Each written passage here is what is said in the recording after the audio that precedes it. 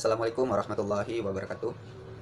Baiklah, kami di sini akan mempresentasikan tugas dari mata kuliah Pembangunan Pertanian Berkelanjutan dari kelas Agri B. Sebelum itu, izinkan kami untuk memperkenalkan diri terlebih dahulu. Perkenalkan, nama saya Andrino Fernanda, BP 1910-22-1077. Dan selanjutnya rekan saya.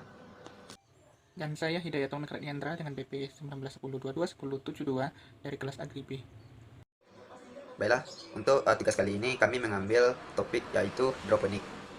Baiklah, di sini kami akan membahas beberapa poin.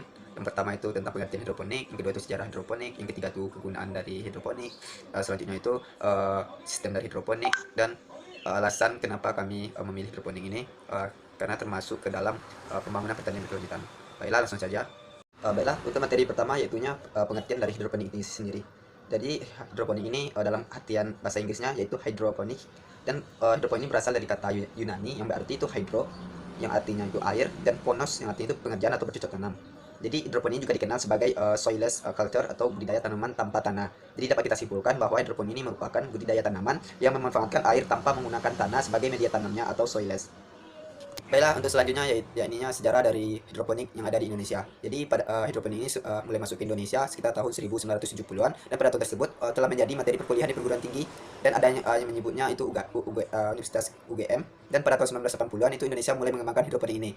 Jadi praktisi pertanian dari Cipanas, Jawa Barat itu bernama Iin Hasim menggunakan teknik hidroponik ini untuk tanaman hiasnya. Namun aplikasinya itu di Singapura. Jadi pengembangan tanaman sayuran ini dengan menggunakan budidaya secara hidroponik pertama kali dilakukan oleh Bob Sadino, yaitu pada tahun 1982.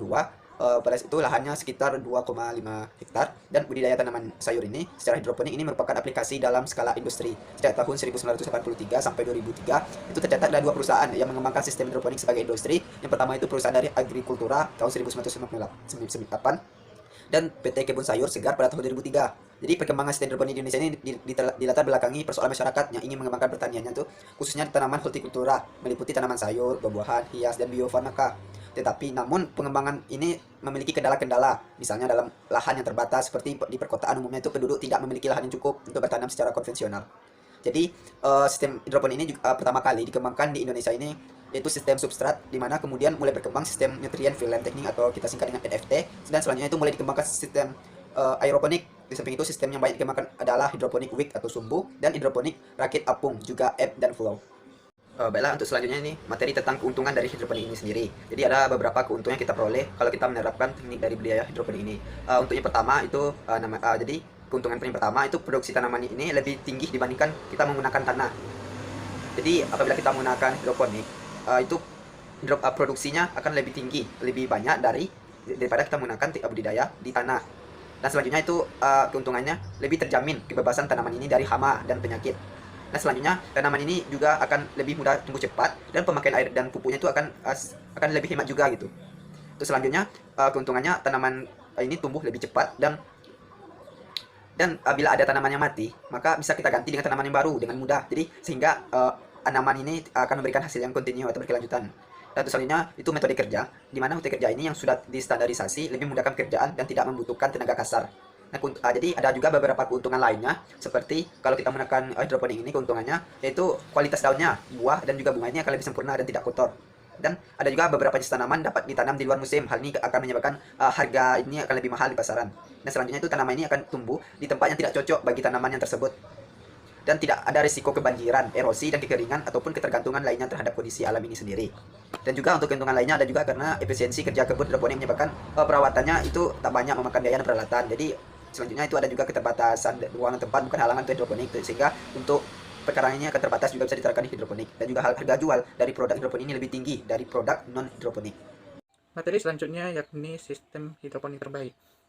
Ada beberapa sistem hidroponik terbaik.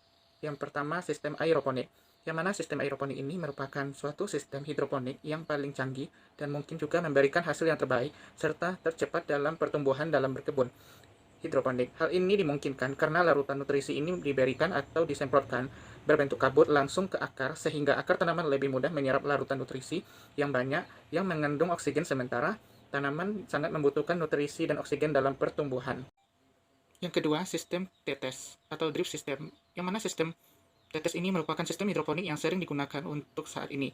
Sistem operasinya sederhana, yaitu dengan menggunakan time control pompa Pada saat pompa dihidupkan, pompa akan meneteskan nutrisi ke masing-masing tanaman. Supaya berdiri tegak, tanaman ditopang menggunakan media tanam lain seperti kokopit, sekam bakar, zeolit, pasir, dan lain sebagainya selain daripada tanah.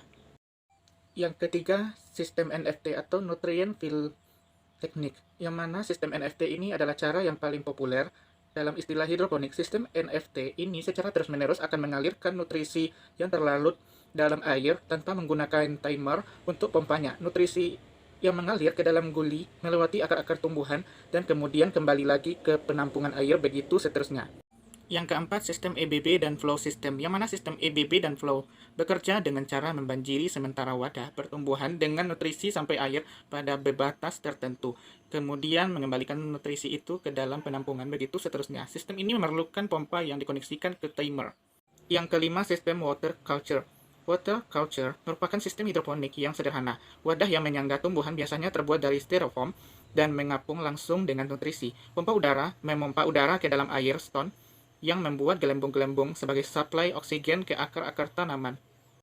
Ada beberapa hal yang menjadikan hidroponik termasuk ke dalam pembangunan pertanian berkelanjutan dilihat dari beberapa aspek, yaitu yang pertama aspek ekonomi dan kesehatan, yang mana seperti yang kita ketahui, untuk tanaman tertentu seperti sayur-sayuran, lebih menguntungkan ditanam dengan sistem hidroponik daripada sistem di dalam tanah atau cara tradisional. Yang mana dengan sistem hidroponik kita akan menghasilkan tanaman yang relatif banyak dan berkualitas tinggi daripada sistem pertanian tradisional.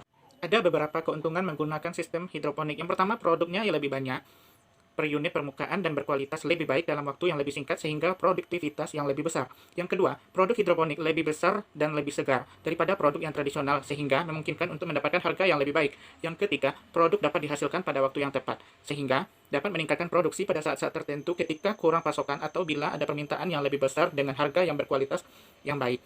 Yang selanjutnya, produk hidroponik lebih sehat dikarenakan jarang menggunakan pestisida. Biasanya kebanyakan hama dan penyakit akibat kontak langsung dengan tanah. Selanjutnya, tanaman hidroponik tumbuh dengan nutrisi atau larutan hara yang tersedia sehingga tanaman lebih kuat. Hal ini membuat tanaman lebih tahan terhadap penyakit. Yang terakhir, selain itu, petani hidroponik lebih suka menggunakan alam atau pengendalian biologis untuk mencegah atau menangani masalah hama dan penyakit.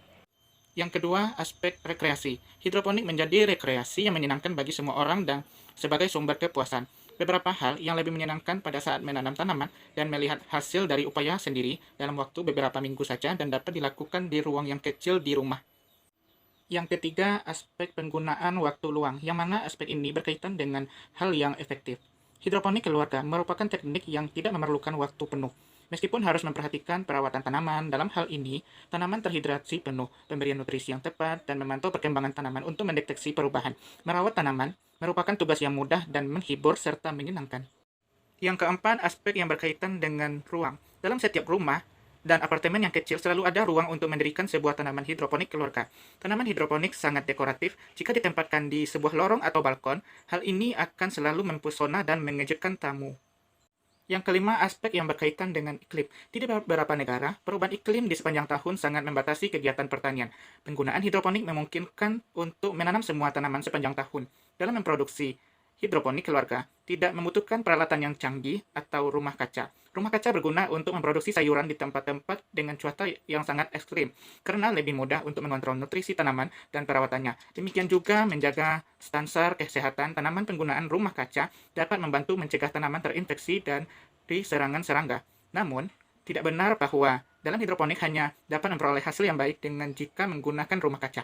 Contohnya seledri, selada, peterseli, lobak, tomat, lobak Swiss, ketumbar, dan sayuran lainnya yang bisa ditanam tanpa tutup pelindung selama lingkungan dan kondisinya tepat. Selanjutnya, kami juga akan menampilkan video pendukung dari hal-hal yang telah kami paparkan tadi. Bicara pertanian, lahan merupakan salah satu masalah terbesar yang sering dihadapi oleh sektor pertanian di Indonesia bahkan hingga saat ini. Lahan pertanian di negara kita ini semakin tergerus dan teralihfungsikan dengan semakin gencarnya pembangunan infrastruktur. Hal ini tentu saja semakin lama akan semakin mengancam ketahanan pangan nasional, di mana pertumbuhan jumlah penduduk yang semakin tinggi tidak diiringi oleh peningkatan produktivitas pertanian yang memadai. Akibatnya, lagi dan lagi, Indonesia yang notabene sebagai negara agraris, akan terus melakukan impor bahan pangan dari negara lain.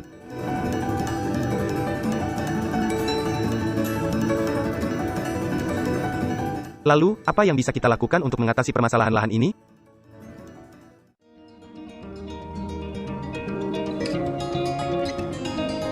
Sebenarnya ada banyak solusi yang telah dikemukakan oleh para ilmuwan dan cendekiawan bidang pertanian. Seperti peningkatan produktivitas, efisiensi lahan, pemanfaatan bahan organik sebagai pupuk, sistem yang terintegrasi dan lain sebagainya. Namun ada satu teknologi pertanian yang menurut saya cukup menjanjikan di masa sekarang bahkan untuk masa depan. Teknologi itu adalah hidroponik. Hidroponik merupakan salah satu teknologi pertanian yang memfokuskan penyerapan unsur hara secara efisien dan efektif dengan bantuan air yang dialiri atau digenangi. Ada banyak alasan kenapa kita bisa memilih hidroponik sebagai suatu teknologi yang menjanjikan dalam bidang pertanian. Untuk itu, di sini saya rangkum 8 alasan kenapa kita harus memilih hidroponik sebagai alternatif teknologi pertanian yang menjanjikan.